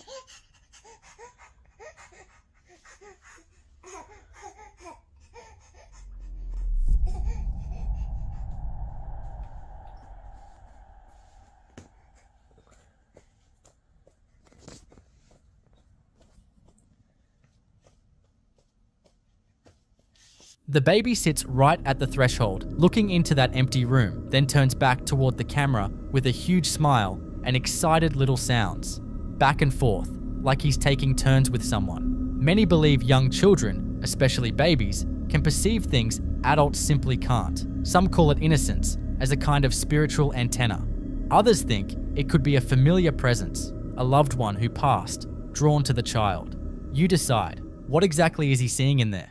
In the following clip you're about to watch, a baby monitor picked up something at 3:50 in the morning that's been hard to shake since it was first shared online. A 3-year-old alone in his bedroom, completely still, sitting up in bed, just looking around at his pictures and his toys, the way small children sometimes do when they're caught somewhere between asleep and fully present. He'd apparently been doing this for about 20 minutes on his own, completely unbothered, just existing quietly in his room in the middle of the night.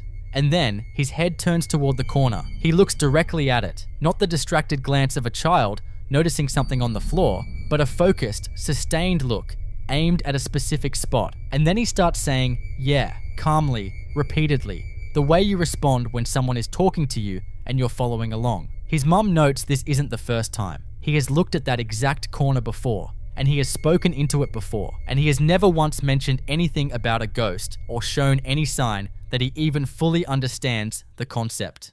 Yeah. Yeah.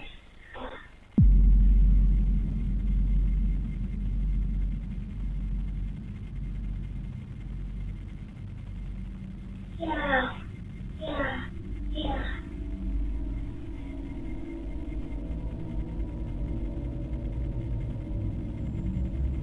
Yeah. Yeah. Yeah.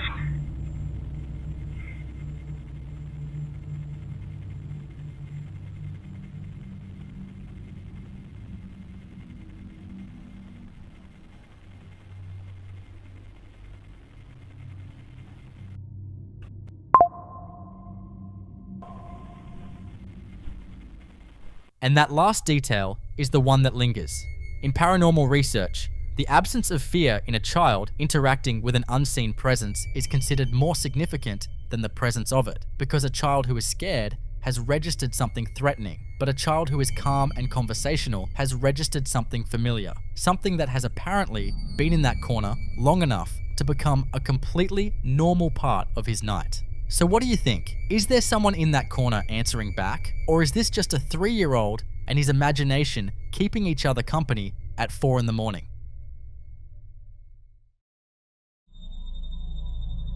In this next clip, a man is filming at night inside his kitchen, cookware hanging from hooks on the wall, the kind of ordinary domestic space that couldn't feel less threatening, the last place you'd expect to need your camera out. But something had already put him on edge before any of this started. A silver pot hanging on the wall begins shaking on its own, not rattling from a passing truck or a vibration moving through the building, but a focused, deliberate trembling isolated to that single pot, while everything else hanging around it stays completely still, which is the detail that makes this one so difficult to explain away. Astagfirullahaladzim. Istri baru selesai isah-isah bro. Udah panci itu gerak sendiri. Astagfirullahaladzim. If it were structural, if it were environmental, everything on that wall moves together. But this is just the one, shaking with a specificity that points toward something interacting with it directly. His reaction is immediate and instinctive, invoking Astagfirullahaladzim, an Arabic expression of shock and a plea for God's protection. The kind of thing that bypasses thought entirely and just comes out when something defies every rational category you have available to you. In paranormal research, isolated object movement, where a single item is disturbed while everything immediately surrounding it remains untouched, is considered one of the stronger indicators of intelligent activity because it rules out most environmental explanations in a single detail. Whatever was in that kitchen wasn't creating a general disturbance, it was making a selection. So what do you think? Is this a presence announcing itself, or is there something about that particular pot that has a history attached to it nobody knows about yet?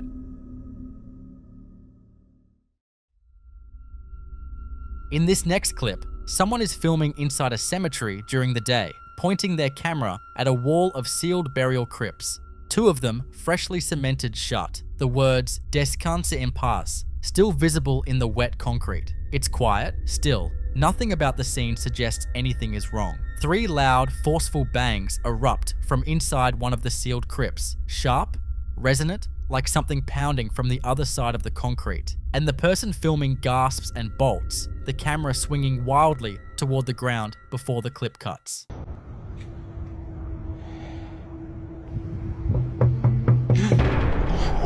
Skeptics point to thermal expansion as a possible explanation, the idea being that fresh concrete contracting or expanding in the heat can produce sounds. And that's a fair argument on paper, but thermal expansion doesn't produce 3 evenly spaced, deliberate impacts that land with the rhythm and force of a fist. In paranormal research, freshly sealed burial sites are considered some of the most volatile locations for activity, specifically because the moment of sealing represents a threshold, a transition point where the energy of the recently deceased is believed to be at its most unsettled, still tethered to the physical world and not yet fully separated from it. Some traditions hold that the period immediately following burial is when a soul is most likely to attempt communication, drawn back by unfinished business, unspoken words, or simply the disorientation of a transition that happened too fast. 3 knocks, in particular,